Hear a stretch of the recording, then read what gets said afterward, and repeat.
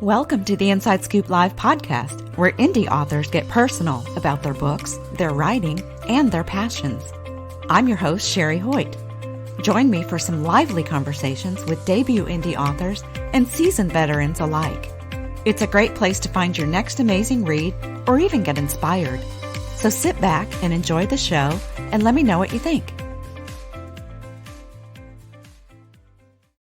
Hi everyone, Robb Grindstaff joins me today to talk about his latest novel, Slade. It's a literary satire novel of how one man overcomes trauma by writing a best-selling book that becomes a hit movie and elevates him to the status of reluctant guru to Hollywood elite.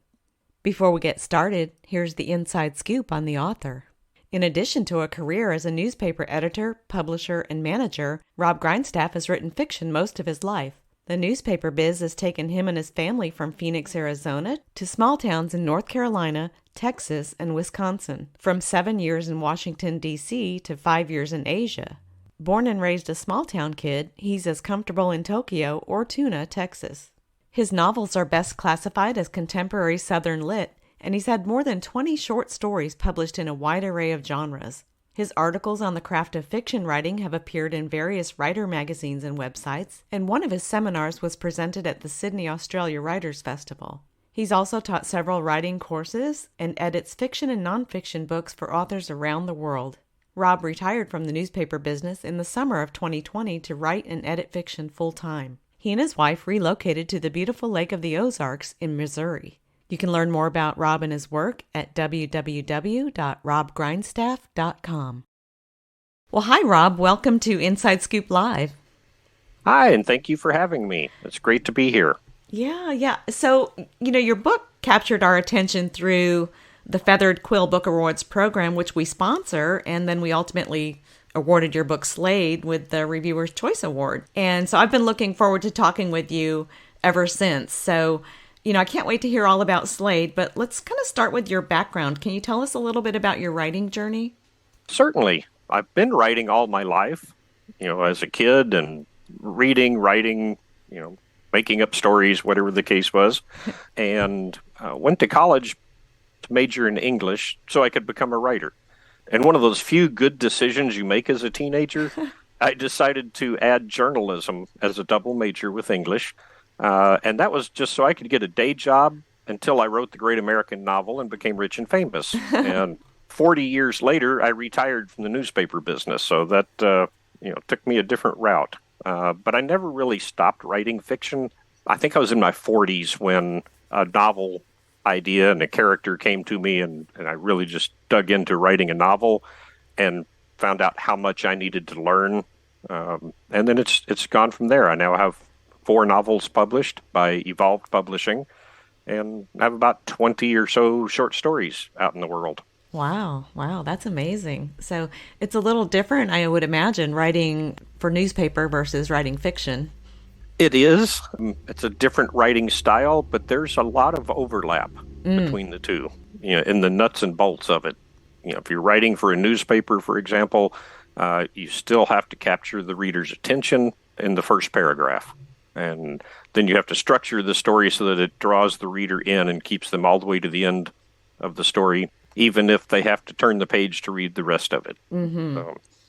And there's a lot of, if you look over history, there's a lot of journalists who became fiction authors.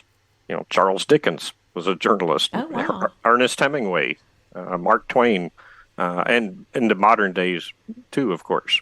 Yeah. So what is Slade about? Can you tell us a little bit about the storyline? The short version, the log line, is Slade is an unlikely celebrity with a self-help book who becomes a reluctant spiritual guru to the Hollywood elite, and that spawns a cult that he wants nothing to do with. A little bit longer explanation is Slade's, an everyday guy growing up in Fort Worth, Texas. In his 20s, he's in a major car accident. Very, very traumatic situation, severely injured. And he winds up writing a book about overcoming trauma that, becomes a bestseller. So I guess I was writing about my own hopes and goals. Slade wrote a book that becomes a bestseller and then becomes a Hollywood blockbuster movie and just propels him into the limelight. and everybody starts coming to him for advice on life. And then it spirals out of control from there. Some think he's called the shaman to the stars. Some think he's, just almost a religious figure.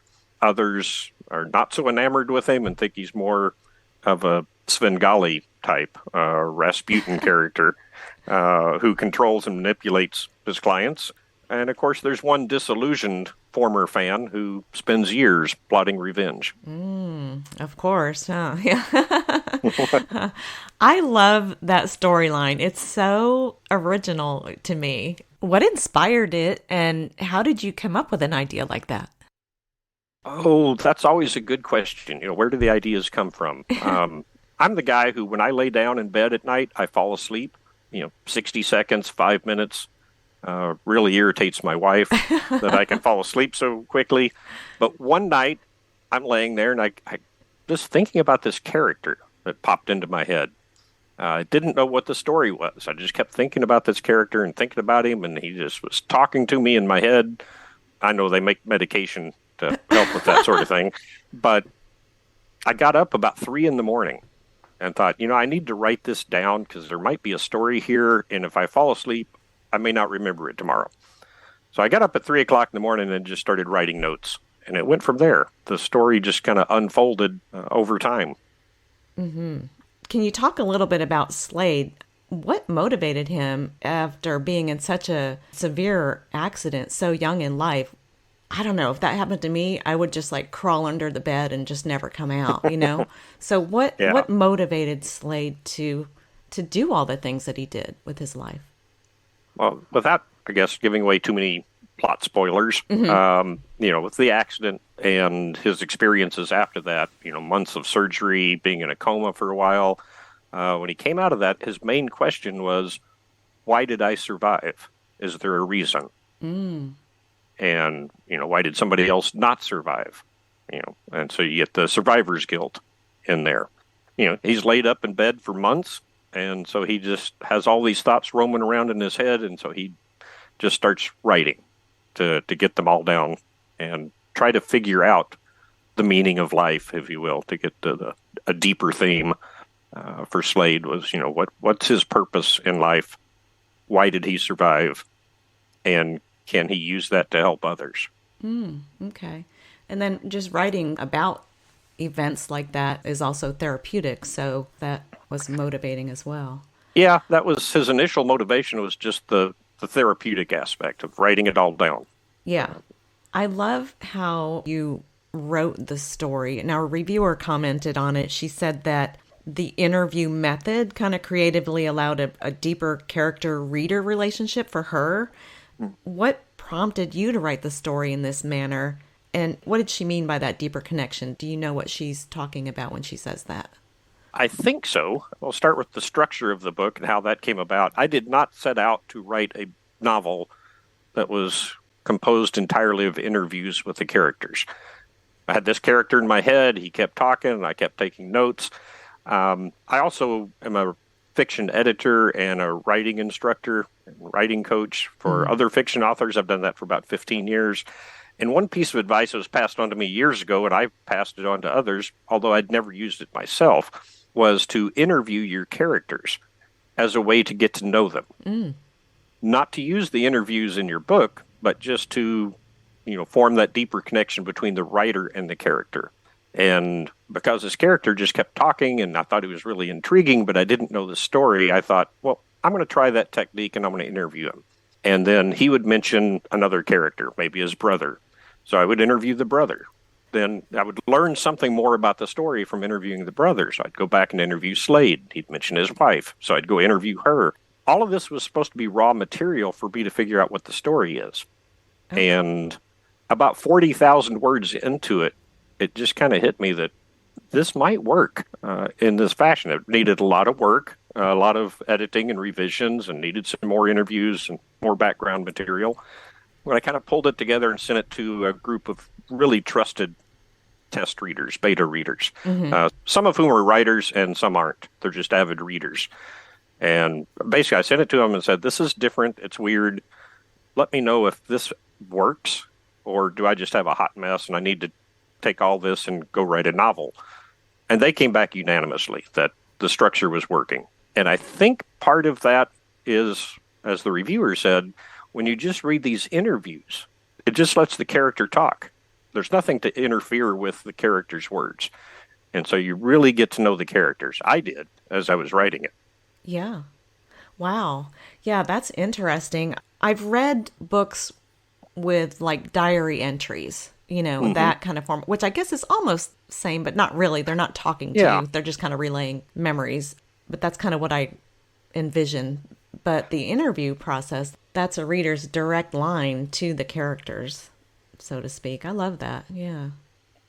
How long did it take you to go from the conception to print? Because it sounds like there was a lot of work involved in putting this novel together. There was in some ways, but it was the fastest I've ever written a novel in my life. Really? And I think that was because as I was writing all these interviews, I was planning on taking all that to then turn it into a novel of a standard storytelling structure. And then I became obsessed with it. I wrote constantly. It was one of those all day, all night, write it all down, so I could figure out what the story was so that I could eventually start writing it. Um, and then, like I said earlier, when I was, halfway through or a little more than halfway through, and I thought maybe I'm onto something here accidentally, that could work as is, as structured interviews. So by then, it was mostly written. Mm. Um, So you didn't have to go back like you had planned on and then write a story. You had your story right there. Yeah. right. Yeah. Because I've spent years writing some novels. And this one, I had pretty much the first draft, not knowing it was going to be, the first draft, just thinking it was raw material, but I had the first draft in about 3 weeks, Wow. which Wow. I've never written a book that quickly. Now, from there, it took another, year and a half to get published and went through numerous edits and revisions and that sort of thing. Yeah. But the actual writing, that's impressive. And I guess there wasn't really a lot of research involved with that since, the characters just kind of laid out the story for you.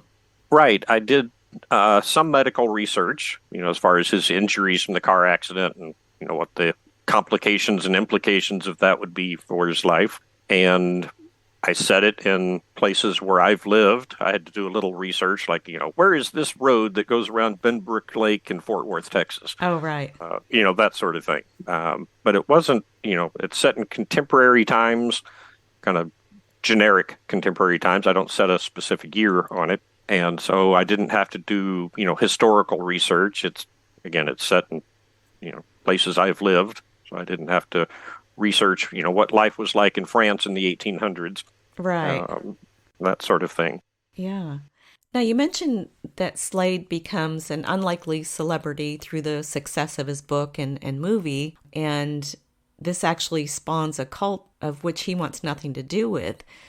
So I was thinking about the research part of the cult aspect. Was there a lot involved with that part of the story? Yeah, actually there was. I did some research into cults that, follow one person and hang on their every word. And, and they're usually, of course, a very, the cult leader wants to be the cult leader. And so I just kind of turned that upside down and said, what if it just, got out of control and he didn't really want anything to do with that level? But people would read his books and study them and formed book clubs that just studied his books and his sayings and, kind of ascribed scriptural religious connotations to it when that wasn't his intention. Yeah. I find the whole cult thing fascinating, and I don't know why. It surprises me how people can become all wrapped up in that kind of thing.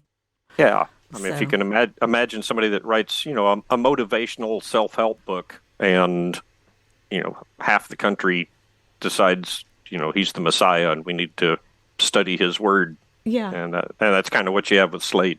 Yeah. Yeah, that's crazy. Would you say most of your novels or all of your novels are they character driven? Is that your forte? Yeah, that seems to be. I didn't plan on that.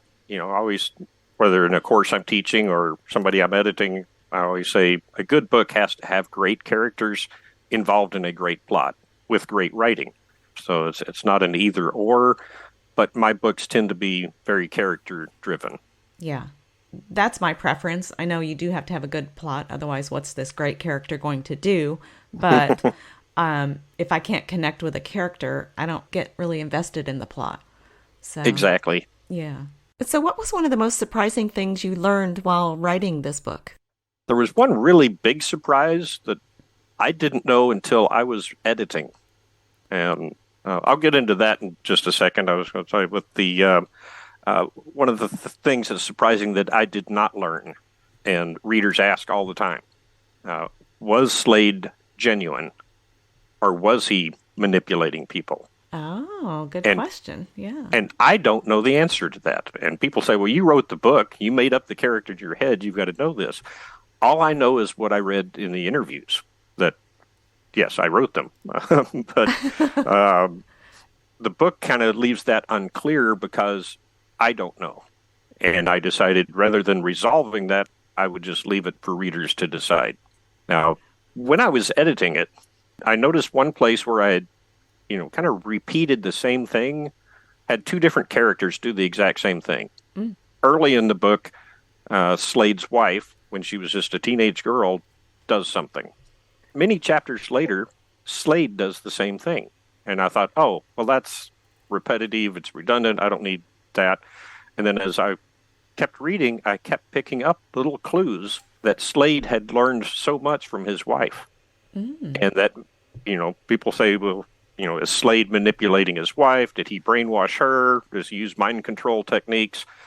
The question that came up to me that I learned surprisingly, and again, I don't know the answer to this, was how much of it was the opposite? How much of it was his wife manipulating him? Oh. And I don't know the answer to that, but there are clues kind of scattered through the whole book that I did not consciously put there. They just showed up and I caught them later. Yeah. Wow. You know, back to what the readers were saying, well, you wrote this, but it's a fair question. And, one would assume authors plan out every sentence, but more likely, some of the best writing comes from when the characters do the talking. Well, then there's the whole, plotter versus pantser preference, but what works best is probably a bit of both. And I've done both ways. I've had where, the story concept kind of comes to me all in one brief moment of inspiration or whatever, where I can sit down and I outline the story from beginning to end. But when I write it, I still let the story go where the story wants to go. And I'll let the characters do things that surprise me. And then I'll decide, do I change my outline or do I just need to pull that, delete that section I just wrote, pull it back to the outline. And I've had other books where it's mainly the character and I just go with the flow and just write and surprise myself and see what happens. And then I may have to, edit and reorganize it and change it up. But, the editing part is the nuts and bolts work of it. When the writing is flowing, I always say just let it flow. You can fix it later. Right. I think that is what, and you work with authors, but to me, that is the hardest part, I think, for a new author is just to let things flow, especially if you suffer with perfectionism, Yeah. Yeah. You can't fix a blank page. Just write and fix it later. Don't worry about it. Yeah, yeah. So what kind of other feedback have you received on Slade?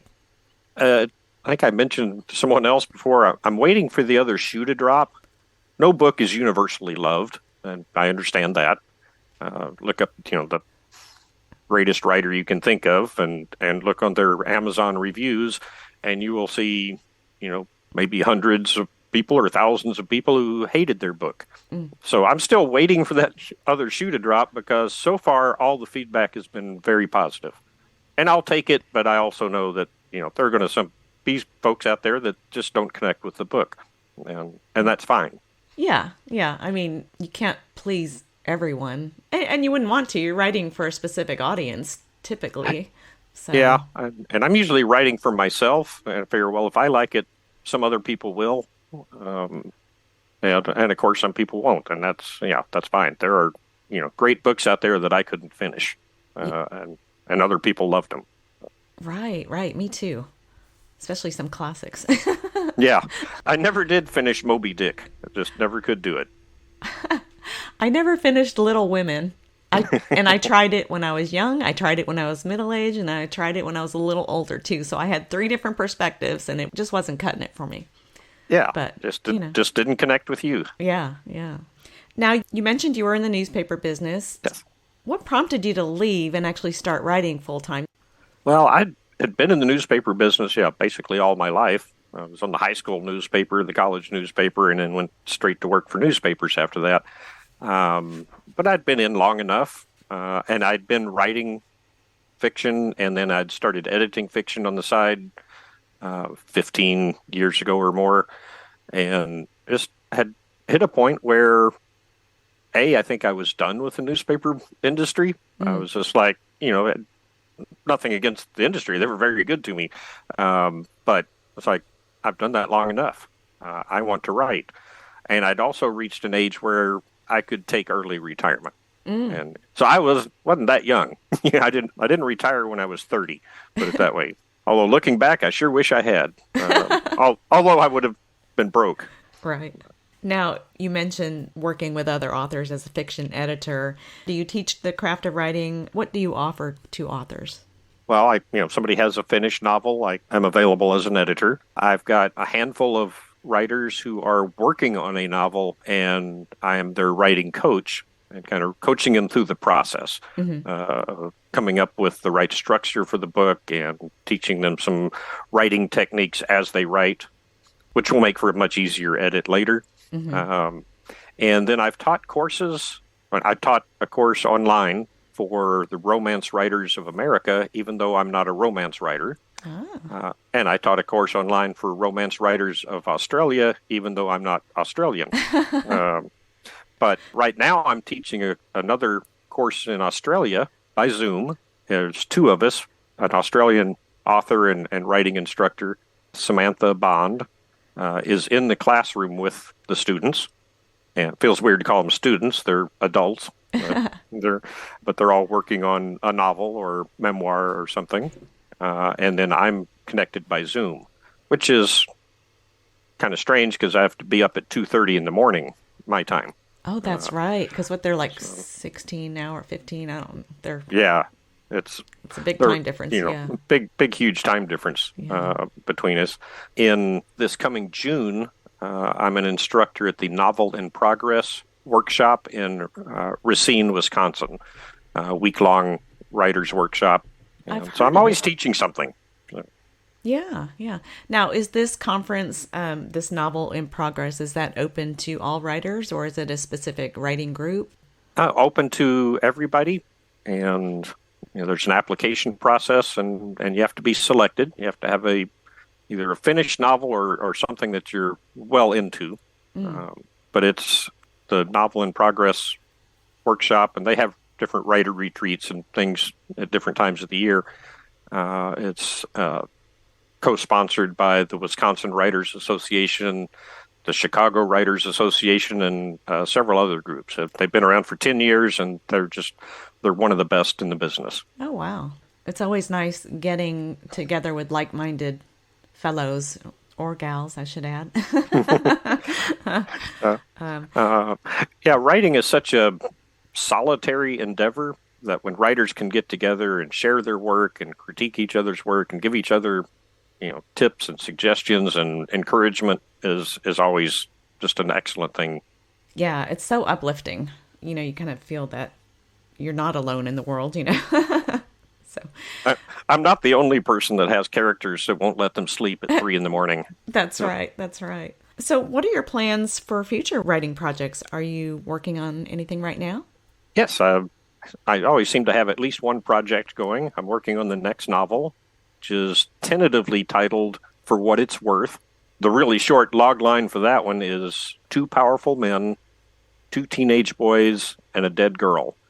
Secrets have a way of washing ashore at the most inopportune times. Oh, that sounds interesting. Great. So what stage are you at in the process with this novel? Writing the first draft. I'm probably maybe a third of the way into the first draft, and I know how the story comes out. I just don't know how it gets there yet. Ah, okay.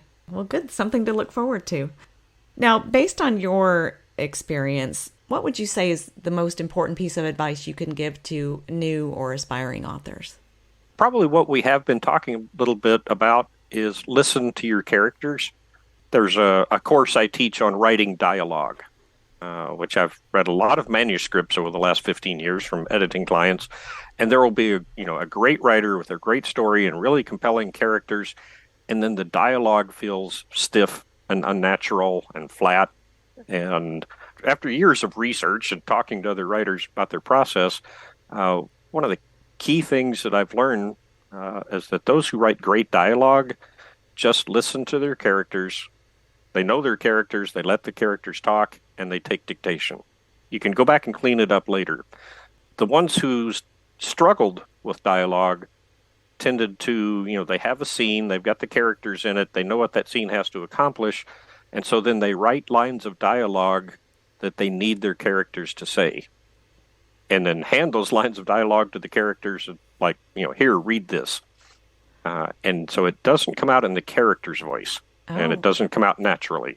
okay. Yeah, that makes sense. And I've heard it said that you should read it out loud to see if it sounds natural. Do you think that is helpful? Yes, very. I always recommend read it out loud and read it just the dialogue lines, leave out all the narration, the dialogue tags, and all that. Just read your dialogue out loud and hear how it sounds when you speak it. Some writers, I haven't done this, but I might use voice software on their computer to read the dialogue back to them Oh, while they follow along, and they can see where something isn't right.